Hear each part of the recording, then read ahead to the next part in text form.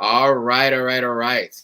So today we are talking about the devastating bombing in the DRC, which killed a mother with a baby strapped to her back and many others. Welcome to This Week in Africa. It's a collaborative effort between Authentic African and African Stream, where we break down this week's breaking news and its impact on Pan-Africanism and Africa's independence. As I mentioned earlier, today we address the tragic events unfolding in Eastern Democratic Republic of Congo, or the DRC. Twin bomb blasts have rocked two camps for displaced people, resulting in a loss of at least 12 lives, which was the initial report, and injured 20 plus more. Some reports state that the death toll has now reached over 30, including a mother who was holding her baby, which we'll talk about because that story, I think, really humanizes this. So stay tuned as we dive deeper into the developing situation, highlighting the urgent need for justice and peace in the DRC. Before we get into today's stories, we like to do introductions every week. For those of you who are new to the live and aren't as familiar with the two of us here, I will turn it over to my co-host to do the introduction of herself first. I've been doing a lot of talking, and then I'll introduce myself immediately. Cool. Thank you for having me back on. My name is Inem Richardson. I'm a journalist with African Stream. I'm also the co-founder of the Thomas Sankara Center for African Liberation and Unity, which is a revolutionary Pan-African library based in Ouagadougou, Burkina Faso, which is where I live. And I am a cadre member of the All African People's Revolutionary Party, and I'm excited to be back to get into things. Awesome. And a person with a wealth of knowledge and has helped us really break down these stories. And so my name is Joe Hatagwa. I am the co-founder or founder of Authentic African. Authentic African is a platform meant to bridge the gap between Africa and the diaspora. We focus on Pan-African news, culture, art, and history. I myself am an American-born Sierra Leonean. I did spend a little over 4 years living on the continent of Africa, and now I spend my time going back and forth between the US and the continent of Africa. So now let's jump right into these stories. So the headline story today is the devastating bombing in DRC, which really has had a huge impact there. And it's a part of a larger number of events and issues that are happening there. And we want to kind of give you guys context for where we are right now, and you'll get a little bit of history in the meantime. But first, we want to get into this video because I think, like I said, it humanizes things and it really brings us to the core of this issue. And so at least 12 were killed, at least in terms of the initial reports, some say upwards of 30, including a mother with a baby strapped to her back in twin bomb blasts that hit two camps displaced by people in Eastern Democratic Republic of Congo on Friday, the 2nd of May. There's in this video, you'll see a brave brother allegedly took the baby from his dead mother's corpse, effectively saving the baby's life, according to local reports. The United Nations condemned the attack that targeted camps, and the attacks in which at least 20, they said, were injured in terms of the initial reports. The UN has said they were a flagrant violation of human rights and international humanitarian law. It may constitute as a war crime. Many of the victims were sleeping in their tents when the area was attacked. So also, this is important. The United States has accused the military in neighboring Rwanda and the M23 rebel group of being behind the attacks. Yet the US remains a staunch ally of Rwanda, despite what is considered their many violations of human rights in DRC and its support of M23. So let's go ahead and take a look at this video, and then we'll have our reactions on the other side.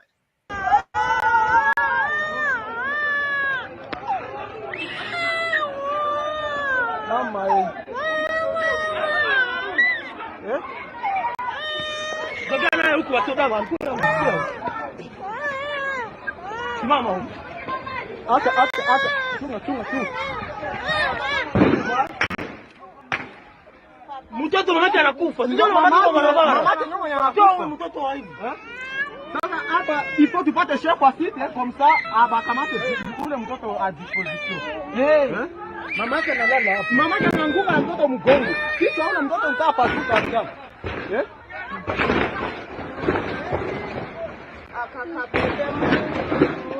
Mama yake nakamtawala kaki kakakupale. Eh. Ona bebe, ona mtoto wanaacha Mungu. L'État congolais, y'a pas de béton. L'État congolais. Maman tena huyu.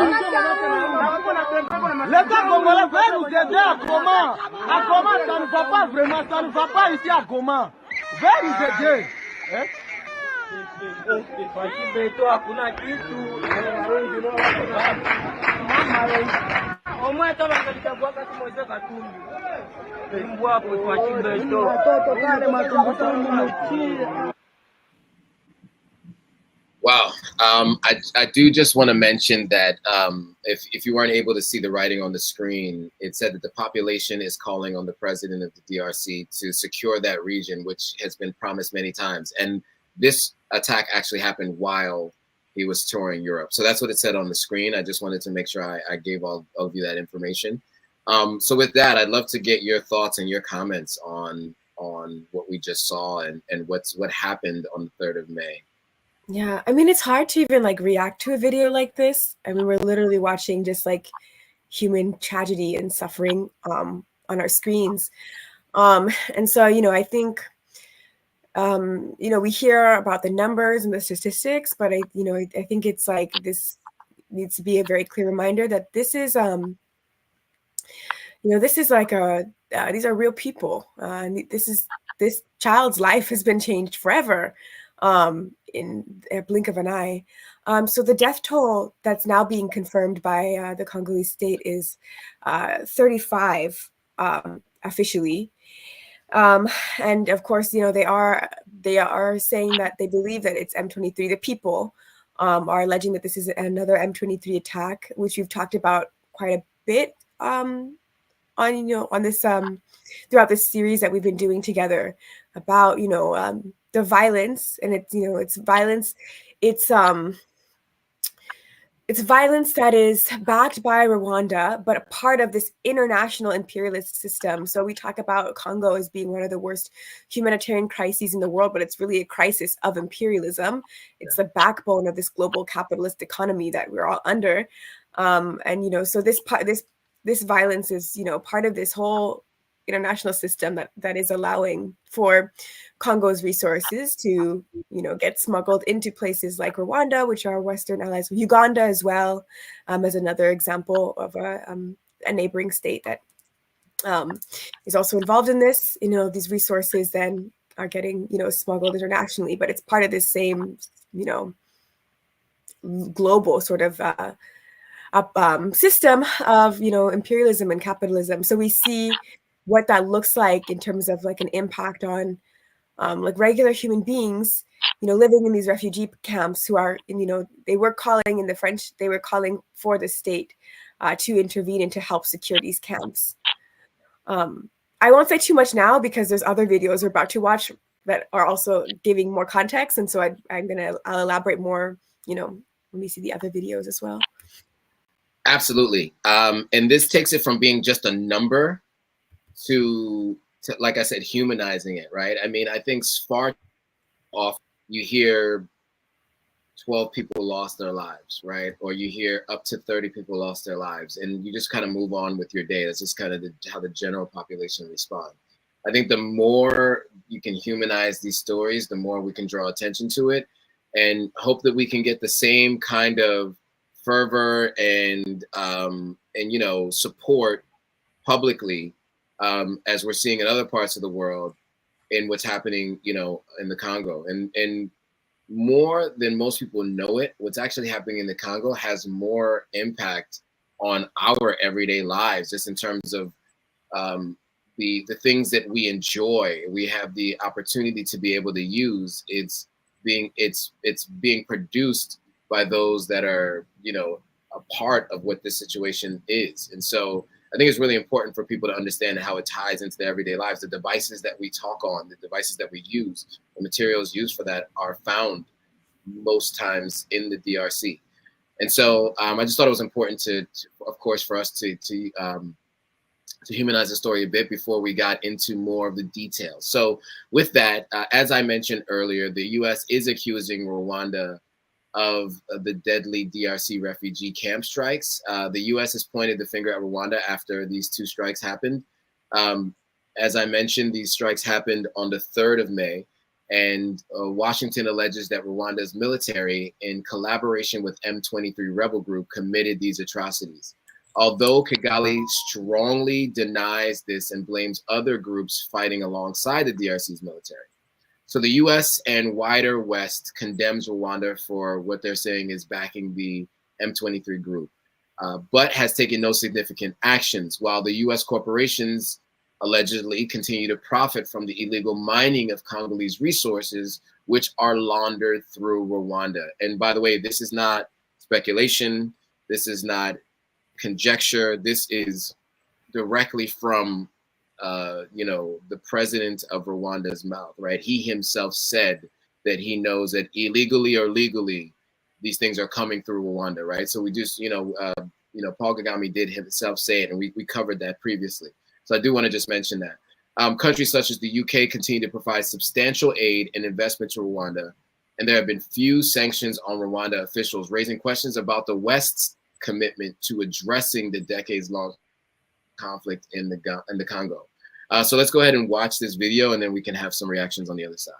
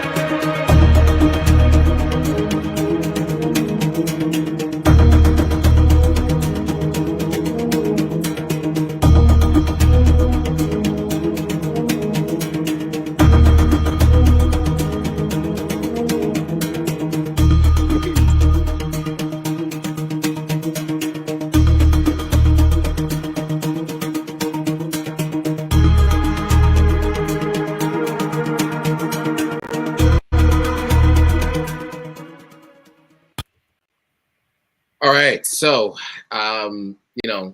obviously I think that just kind of reiterated what I just read, but I think it was just good to kind of get a little bit of a more insight through video. So the question is, Inem, what do you think? Should the West impose sanctions on Rwanda? Are we actually better off finding an African solution to what's happening there? Or is there some other option where there's a mixture of the two? What are your thoughts there? Should the U.S. impose sanctions on Rwanda? The United States provides so much aid and has provided so much aid to Rwanda. It's not even a question of whether or not they should sanction Rwanda, but should the United States be, giving so much support to Kagame in the first place to begin with? But, I think the United States opening its mouth in this context, any of these Western countries opening their mouth in this context to condemn Rwanda is such, it's so misleading. It's not even complicity. They're the root, the base of this, right? So the US and the West have no moral ground to really wag their finger at Rwanda, as much as Rwanda is a major player here that is working against the interests of the Congolese people, against the interests of the African continent. Rwanda is still answering and submissive to these Western countries that are the root of this and that, are sort of directing Rwanda to act in this way. I did a video for African Stream about the role that billionaires play in Africa, the form of the way billionaires basically increase their profit through the exploitation of the African continent. These billionaires, people like Warren Buffett, people like Bill Gates, are invested in this war happening in the DRC. These are again Western billionaires, heavily tied to the US political apparatus. Yes, indirectly, we don't legally recognize billionaires as having political power, but they absolutely do. They absolutely have major influence in like the U.S. political system. And these are people who are out here like lobbying, saying that, you know, we should not be sanctioning Rwanda. We should be giving Rwanda more and more support. And so I think we have to really look at, you know, the way the West system works, the way the U.S. system works, also especially, is that it answers to these billionaires before it answers to the people that, you know, supposedly elect them, whether it's Joe Biden or Donald Trump. You know, it's this billionaire class, and it's the basis of, you know, their profit and the economy. When we talk about the U.S. economy, we usually talk about is, you know, this ruling class, this upper echelon of mega rich people, and, you know, how they're doing the profit they're accumulating. So when we talk about like the U.S. economy, you know, that's what we're referring to. Well, that U.S. economy, that in that sense, depends heavily on this war being prolonged. So it's totally not in the interests at all of the West to end this. Like, they need this. You know, Apple needs this, Tesla needs this. And so the likelihood right now of the US or the West acting against those interests is very, very slim. They really have supported and backed Rwanda for a long time. So I think, you know, we do need to find African solutions. I think African people need to organize. I think African people need to really, you know, I'm beginning to see more organizing for Congo, more people coming into, you know, organizations where we're doing the education work that needs to happen around what's really going on in Congo. I think it's beginning to emerge. We need to do it, you know, on a broad scale, really get involved in this kind of organizing in your community, wherever you are, and be talking about the DRC, talking about Congo and what's really happening and how it's tied to this capitalist and imperialist system. We need to do that work. And I think ultimately that's where we're going to see the most change. I don't see it coming from, you know, like a change of heart that the West is going to have and act totally against their economic interests. Fair. And I think you nailed it. I mean, I think you kind of covered everything, right? Like, should the U.S. sanction them? Okay, maybe, but the U.S. is actually the problem, right? And the businesses in the U.S., as you mentioned, billionaire business owners, obviously they have shareholders they want to make happy, and they put profits over people. And so on that note, you know, that I think dovetails perfectly into Rwanda's involvement in the DRC. And so, you know, I think not only do we need to, as individuals and communities, as you mentioned, but I do think it's important for pages and companies like African Stream and Authentic African to continue to shine a light on these things. And I think on the 22nd of April, African Stream actually hosted 2 experts to discuss the crisis in eastern part of Democratic Republic of Congo. And so we're going to watch a clip where, you know, Rwandan genocide survivor Claude Gidbouk, co-authors of Survivors Uncensored, unpack Rwanda's role in inflaming the conflict for 3 decades. Kigali invaded the eastern region of DRC twice in the late 1990s to allegedly flush out what it claimed were Hutu militia accused of perpetrating the 1994 Rwanda genocide. And now the presence of between 120 to 140 externally funded militia groups in the DRC's east complicates the long-running conflict. So according to a December 2023 UN report, as you guys mentioned, we've mentioned this on many occasions, according to them, Rwanda supports the M23 militia group with cash and arms. Unfortunately, about 6 million Congolese people have lost their lives since the mid-1990s, and more than 6 million are internally displaced. For example, on the 3rd of May, the alleged M23 and Rwandan army bombs, you know, took the lives of at least between 12 and 30 people in displacement camps that were meant to be safe zones, right? And so, you know, we're gonna watch a clip here, and if you want to watch the entire clip, you can find it on African Stream's YouTube channel. But let's watch this clip, and then we'll have some responses on the other end. Story. Back in the late 90s, I think Eric mentioned it and talked about 2 wars. Back in the late 90s, Rwanda invaded Congo twice, Rwanda and Uganda, with the backing of the US and the UK. And in the early 2000s, there was a lot of, you know, demands for Rwanda to pull their troops out of Congo. And Rwandan authorities kept denying it and denying it and denying it. And then one day in the early 2000s, I can't remember the exact date, I think it was maybe sometime in 2002, they held a ceremony for Rwandan troops returning from the Congo. But they had been saying the whole time that they never had troops in the Congo. So what we are seeing now is history repeating itself.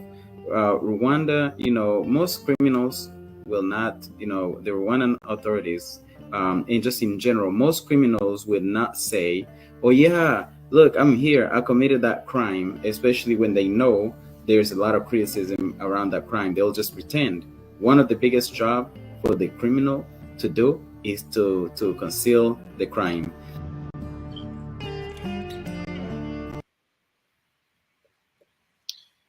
Okay, so again, you can watch the entire episode on the African Stream YouTube channel on the full interview. I think it's really impactful, and you know, after this stream, I think everyone should try to go find it. But in the meantime, I'd love to get your thoughts, you know, Inem, on everything that was just discussed in this video, and kind of round out our thoughts on this particular topic of Rwanda's involvement in the history and also the present day challenges that we see there based on their alleged involvement. I also encourage people to watch the rest of this interview. It's very informative and very important.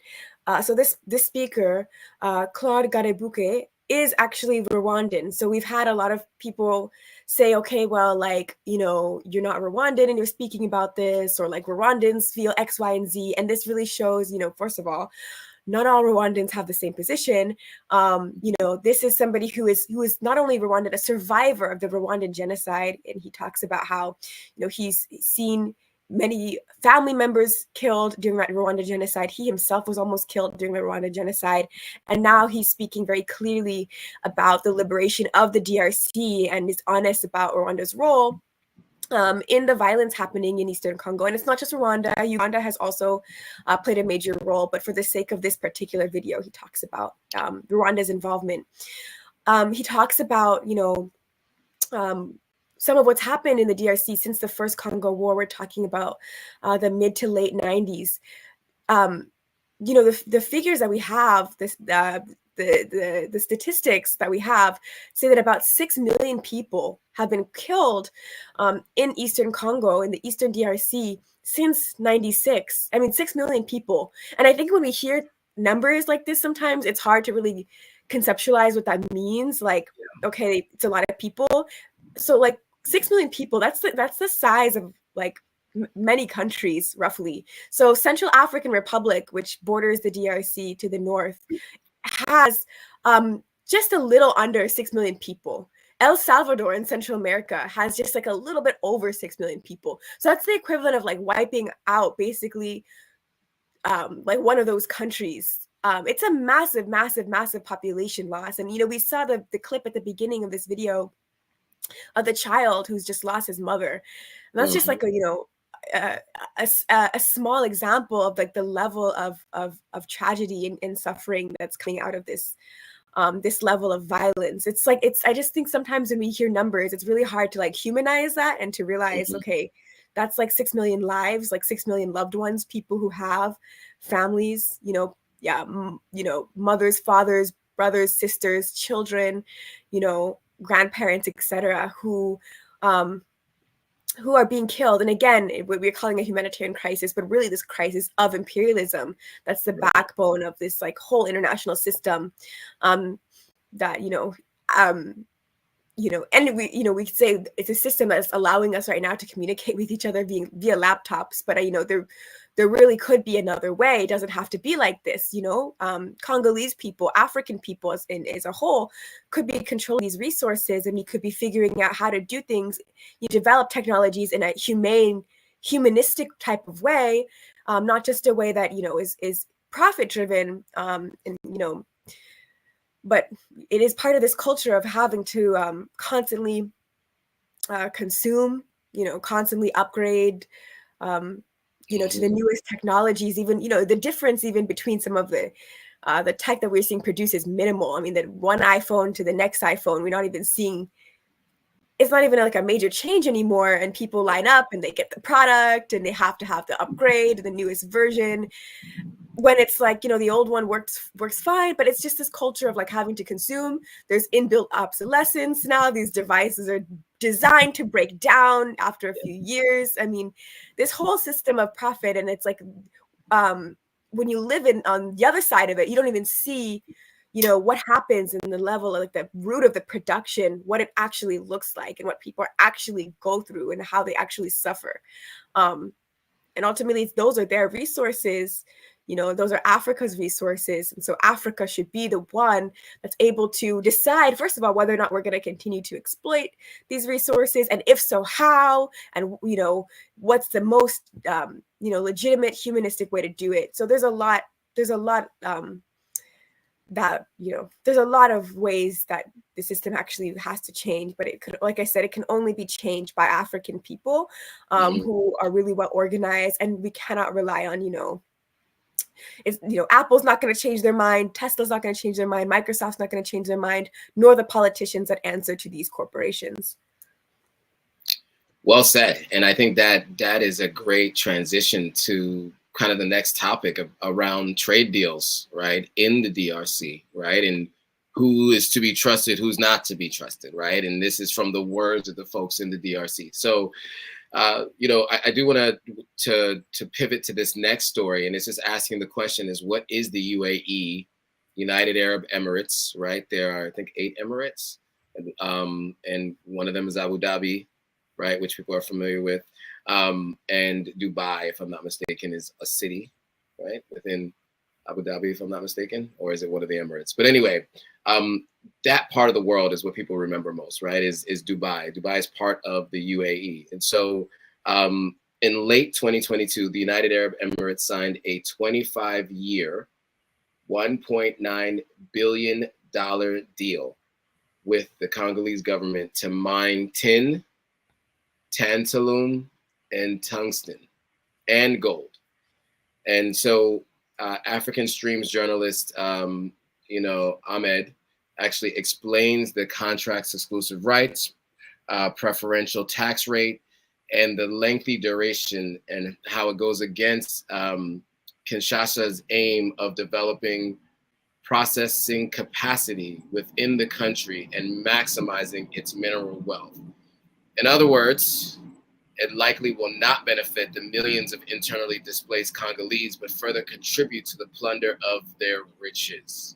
So with that, let's go ahead and watch the video, hear this explanation, and have our responses on the other side. Simple. It's seeking a cheap opportunity to make a lot of money by mining a lot of minerals. In December 2022, DRC signed a 25-year, $1.9 billion contract to develop at least 4 mines in the country's embattled east. The deal, inked between Abu Dhabi's Primera Group and state-owned Sakim, will give the UAE access to tin, tantalum, tungsten, and gold. Kinshasa says the deal will help address the problem of smuggling and huge losses in tax revenue. The irony is, of course, that a lot of the smuggled gold ends up in Dubai. But the deal itself is problematic. For example, under the contract, Primera Group gets exclusive rights to export artisanally mined gold at a preferential rate of 0.25%. The watchdog Congo is not for sale criticizes the deal for its lengthy contract duration and the advantageous tax terms. The terms work against Kinshasa's dual aim of developing processing capacity within the country and maximizing DRC's mineral wealth.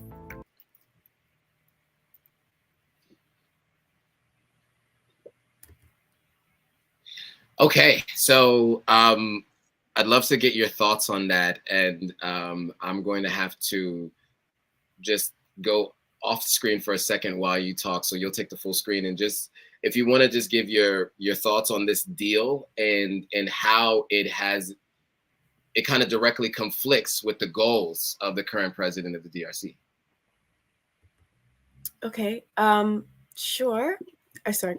Yeah. Should I go to full screen? Okay, cool. Yeah. So, I mean, there's a few thoughts I have on this. First of all, the UAE does absolutely play an imperialist role on the African continent. I mean, we're seeing, first of all, I mean, we've talked a lot about how Congo, the DRC, is one of the most resource-rich countries in the world, on the planet Earth. They have just such a vast amount of different mineral resources, and the UAE, along with many other countries, of course, wants to, get their hands on that and have their share.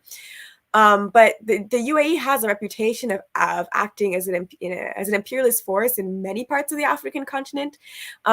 In December of last year, Democracy Now!, for example, did a report on the UAE's land grabs in various African countries. So especially Liberia, where they've grabbed a significant share of the land, or percentage of the land, as well as countries like Zimbabwe and Sudan, where the UAE is just snatched up large sections of African land.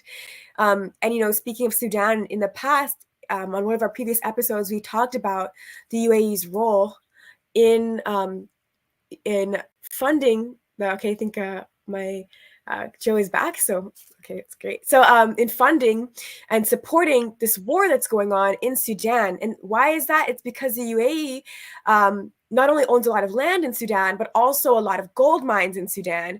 And, so it's in their interest to then back the rapid support forces, which are part of, in part waging this war that's going on in Sudan. So the UAE is involved in a lot of different, imperialist sort of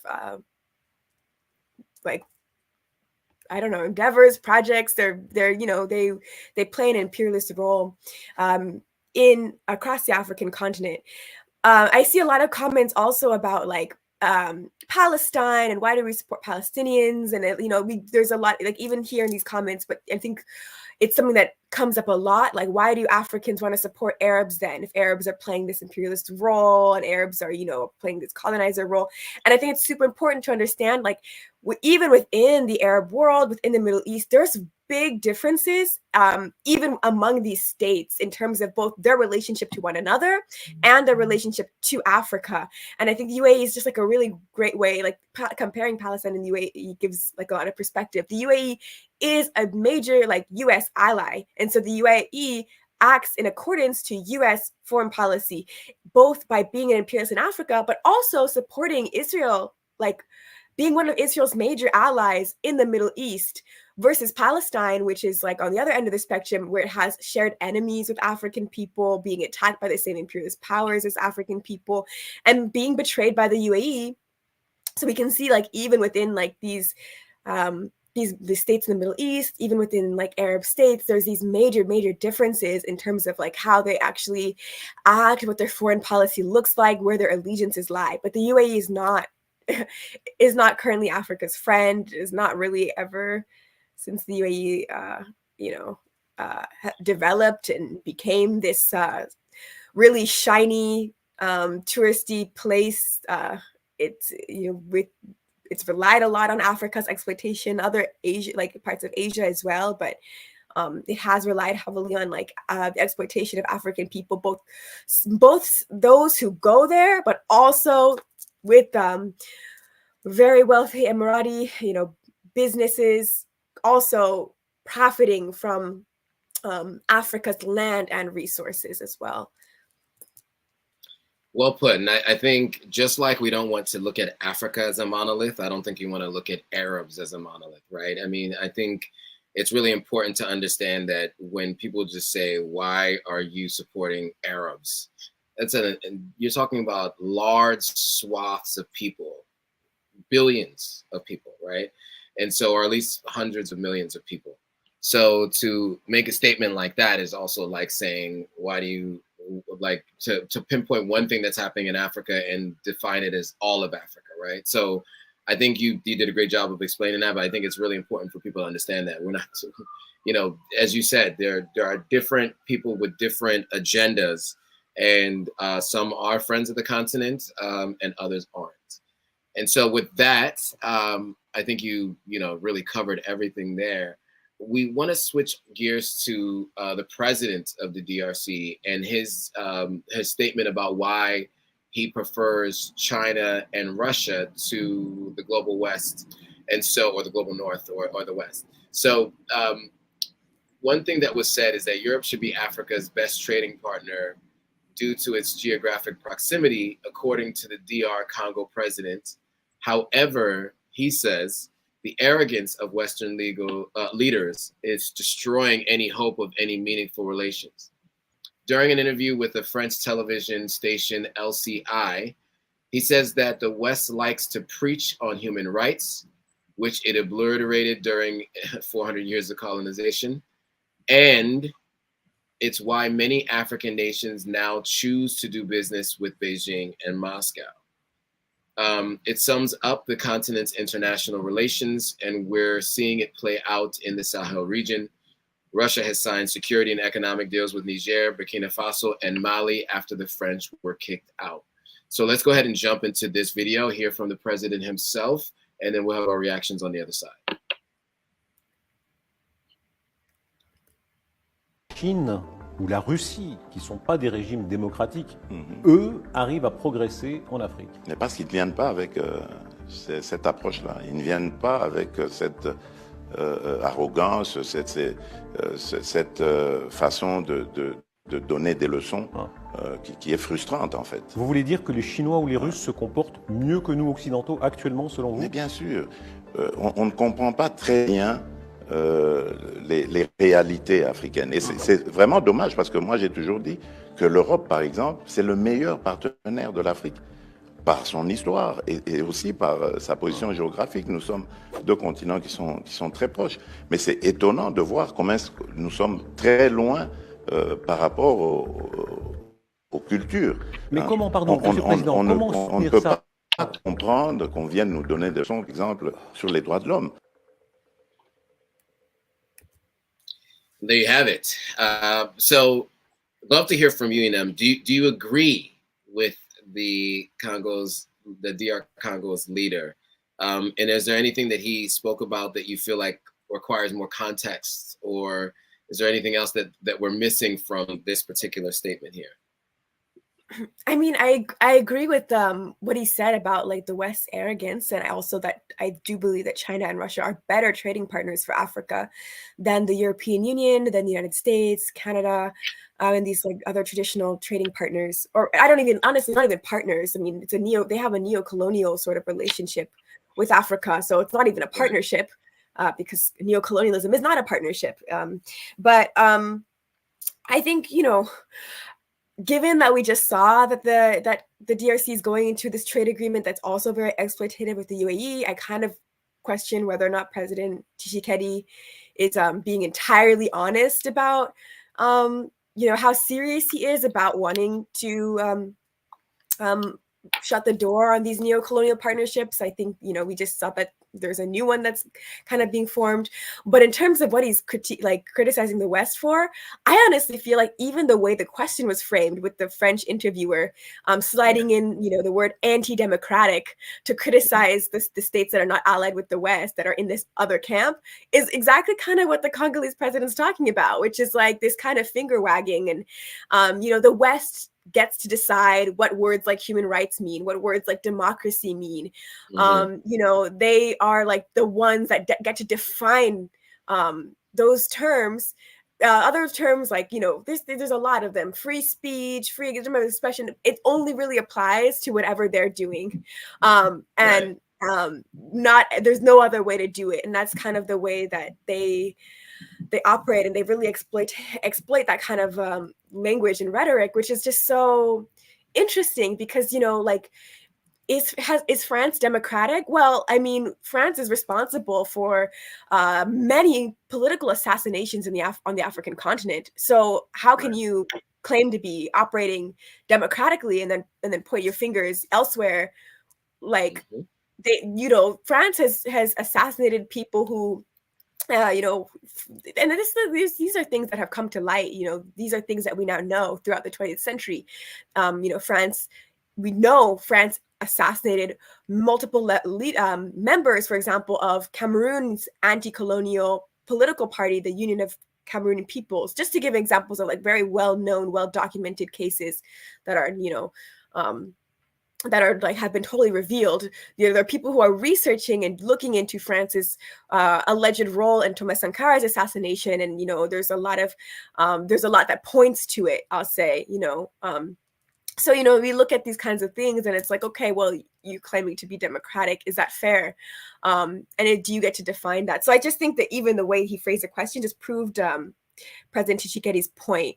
I think this also like transitions very well into what we're about to talk about in terms of Burkina Faso, because it's literally the same thing that Tshisekedi is saying, like the West talking quote unquote human rights, like do they get to do that? And then like literally the story that we're about to go into about Burkina is about this exact same thing about, do they get to go and cry human rights, considering, their own role in so much of colonialism, so much, even after colonialism, this more covert or discreet imperialism, these assassinations, this implication in histories of, having orchestrated coups that are also, again, like we do have evidence of, the role of countries like the US, the CIA orchestrating coups in places like Ghana, having France and the US invade places like Libya to overthrow leaders there. Like, do they get to talk about democracy, or human rights? Yeah, and so you set it up perfectly. So the next video we're going to watch is the Prime Minister of Burkina Faso actually slamming the West's hypocrisy. For far too long, words like democracy, human rights, freedom of speech have all been used as weapons employed by powerful imperialist nations who celebrate their minimal achievements while vilifying states that refuse to submit to their will. The West upholds itself as a champion of human rights while simultaneously exercising violent imperialist ambitions across the globe. Meanwhile, countries that stand up for their sovereignty and the well-being of their people, countries like Burkina Faso, Mali, Niger, and others, are accused of violating human rights and principles of democracy. And according to African Stream, Burkina Faso has had enough of this hypocrisy. And on May 6, 2024, the country's prime minister called France and other Western governments out for their manipulation of the above mentioned deals. How can a country that shakes hands with notorious dictators like Paul Biya and until recently Ali Bongo turn around and accuse Burkina Faso of human rights violations?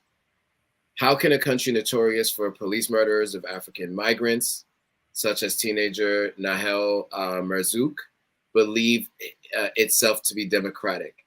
French citizens have been out on the streets protesting state repression for years. So let's go ahead and watch this video and give some responses on the other side. Même, l'on a vu comment en novembre-décembre 2018, les gilets jaunes ont été réprimés, toujours en France. À la suite du meurtre par la police du jeune Nahel en 2023, le petit peuple de France s'est soulevé. Il fut violemment réprimé avec des scènes de torture dignes d'un autre âge. Comme il s'agit de la France, personne n'a élevé la moindre protestation. Personne n'a parlé de violation des droits de l'homme. Même dans nos propres pays, les médias déjà conditionnés n'y ont pas vu de violation des droits de l'homme. Dans nos pays surtout dans les pays sous contrôle de l'Occident, et plus particulièrement sous contrôle de la France, les régimes en place peuvent assassiner, torturer. On ne parlera jamais de violation des droits de l'homme. En Guinée, en Côte d'Ivoire, au Sénégal, des citoyens qui manifestaient contre les troisième mandats anticonstitutionnels ont été massacrés avec la bénédiction de l'Occident. Plus récemment encore, des opposants ont été massacrés au Tchad à plusieurs reprises, sans que l'Occident trouve à redire. Non loin du Burkina Faso, des procès iniques ont été organisés et des condamnations hors normes ont été prononcées. Des opposants ont été jetés en prison pendant des années. Les Occidentaux n'y ont rien vu et n'ont rien entendu. Personne n'a parlé de violation des droits de l'homme. Quelle hypocrisie! Tout comme les droits de l'homme, il en est de même de cet autre cheval de Troie, qu'est la liberté d'expression. Pour l'Occident, ces valets locaux infiltrés dans nos sociétés ont le droit de s'exprimer comme ils l'entendent, sans aucune restriction ni réglementation. Garde à quiconque osera remettre cela en cause. Aussitôt, les gouvernements et les médias occidentaux montent sur leurs grands chevaux, grossissent négativement les faits et brandissent les menaces. Les ambassades, les ONG à la solde de l'Occident et les institutions internationales sont mises à contribution pour vilipender, intimider et réprimer. Pourtant, nul ne viole autant la liberté d'expression que les Occidentaux. Really powerful, and it ends with a picture of political prisoners in the United States. And so, on that note, right, I thought that was a really powerful image there at the end. What are your thoughts about what he said, and just expounding on what you had mentioned previously? And as someone who lives, by the way, in Burkina Faso, I think you have firsthand knowledge of how the people are responding, and and obviously being a co-founder of the Thomas Sankara Center, and so you have that context and that history, and now you're seeing what's happening in present day in real time, as a person who lives there. So I'd love to hear from you. There's always questions about people who have commentary from outside of the place where it's coming from. Well, you have firsthand knowledge. So yeah, I'd love to get your thoughts here on this. Yeah, I mean, I love this speech. I feel like it's been a long time since we've heard African leaders speak this directly about calling out the West to this extent. And I really believe that this prime minister, he's Apollinaire Joachim Kielem de Tambela. I really believe that he's serious about a lot of what he's saying. And his criticism is very valid. I mean, it's like this finger wagging, like the West is out here, like France, for example. He starts with France. Like France is out here, so concerned about Africa's human rights, Africans' internal affairs, Africans' business. I mean, France has had protests. Look at how much France has had protests over the last few years. I mean, French people have been out in the streets burning things down for years. I've never seen any sort of summit of African leaders coming together to say, "Hey, we're really concerned, France. We might be looking to intervene, France. Things are getting kind of weird, France." Like Africans don't do that. Have you noticed? But it's like anything happens in Africa at all, and France is like, wait a minute, this is our primary concern. I don't know. It's like, okay, it kind of seems like France does have enough problems internally that it can focus on resolving. But again, it's very much in France's interests. It's in France's economic interests, especially the wealthiest sector of France's society, to be very invested in making sure that their resources, Africa's resources really, but in their head it's their resources, are protected on the ground in Africa. So forget all of these yellow vest protests, all of these people coming out to protest, different social security and retirement measures, all these protests. They're not going to focus on their own people. They're going to focus on what Africa's doing first and foremost. And so it's like this hypocrisy is just so clear.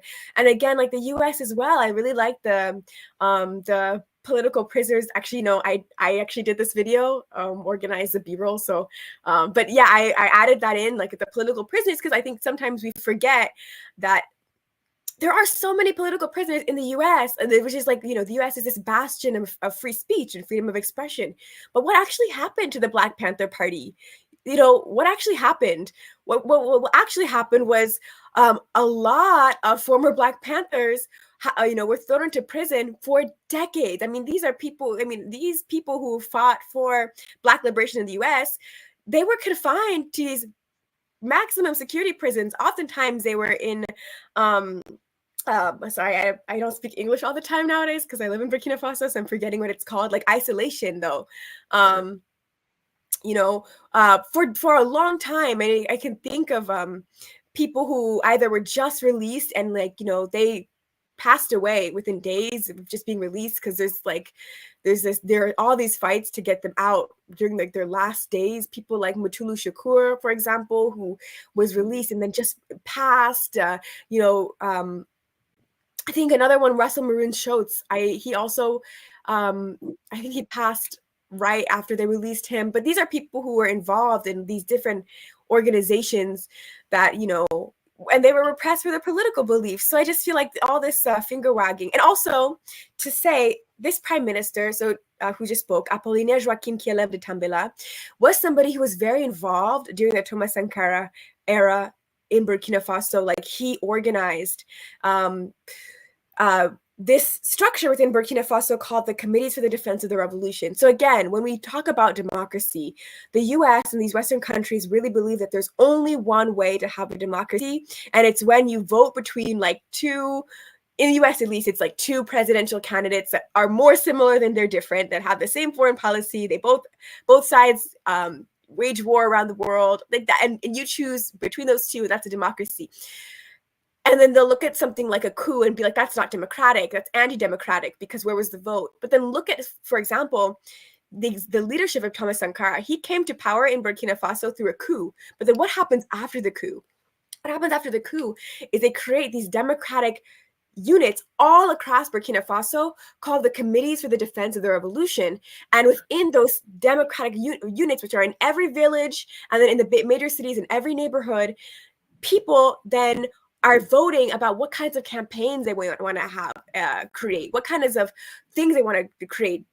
We want to build a hospital, a clinic. We want to, we want to have a new educational sort of structure here, or we want to build a railway. They had the actual political power, regular people, to make these sort of major decisions versus like the US, how the US defines democracy is every 4 years people vote. And then after that, yeah, sure, there's like a couple elections in between, but it's not like we're voting about, things like, we're going to have a vote to make a new, public hospital here. Like we don't have that level of political control to just be constantly, making those decisions about what's best for our community, what's best for our country. We don't get to vote on, whether or not the U.S. supports Paul Kagame in Rwanda, or whether or not the U.S. sends aid to Israel, or whether or not the U.S.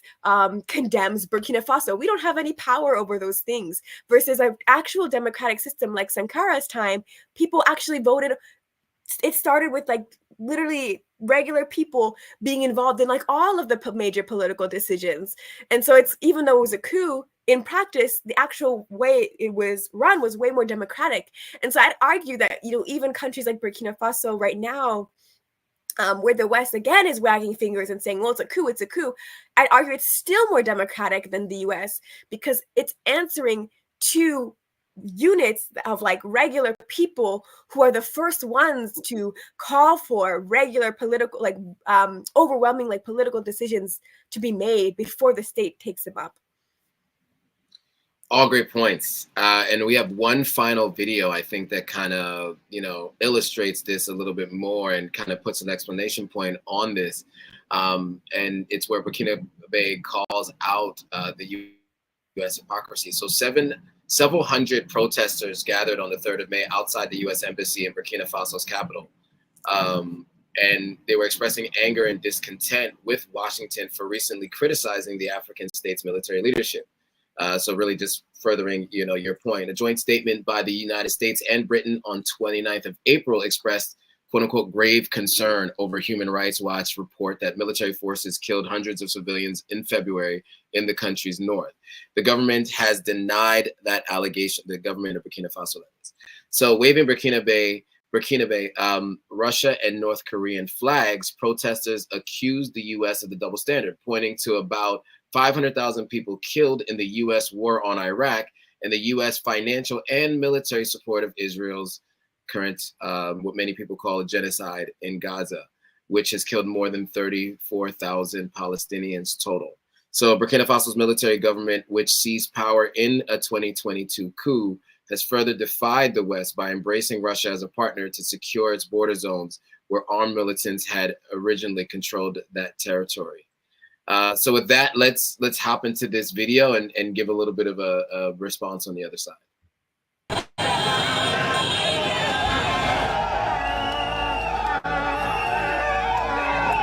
C'est du mensonge, c'est de la manipulation. Dire que l'armée est en train de tuer les populations, c'est archi faux. Donc nous disons, où sont les États-Unis? Ce sont les mêmes États-Unis qui ont brûlé la Libye. C'est ça. Ce sont les mêmes États-Unis qui ont brûlé la Syrie. C'est ça. Nous le savons très bien. Et en Palestine, ce sont les États-Unis qui ont brûlé la bande de Gaza. Nous ne sommes pas dupes. Nous sommes là pour montrer aux États-Unis que le peuple burkinabé est souverain. Le peuple burkinabé est en train de prendre leur destin en main. Si il y a quelqu'un qui peut défendre le Burkina Faso mieux que les Burkinabés, ce sont les Burkinabés eux-mêmes.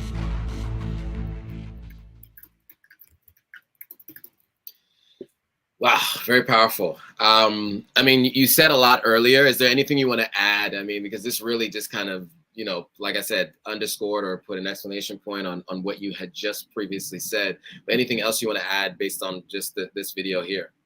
Yes, you know, I'm really glad that people see through what's going on with Human Rights Watch. I've also done a video before about the role of NGOs as this sort of soft power form of imperialism. But, you know, we think of NGOs as these like super humanitarian, you know, great kind of structures, but oftentimes a lot of the major NGOs especially will back US foreign policy very closely. So there's a great article I recommend people reading. It was published by Jacobin, and it's called Human Rights Watch's Revolving Door. And it talks about how, like, okay, Human Rights Watch is supposed to be this NGO that's tied to, that has no government ties to any sort of international government, and yet they're working with like CIA analysts, they're working with advisors to former US presidents, they're working with people who have overseen NATO bombings in countries like over countries that like former Yugoslavia. So like,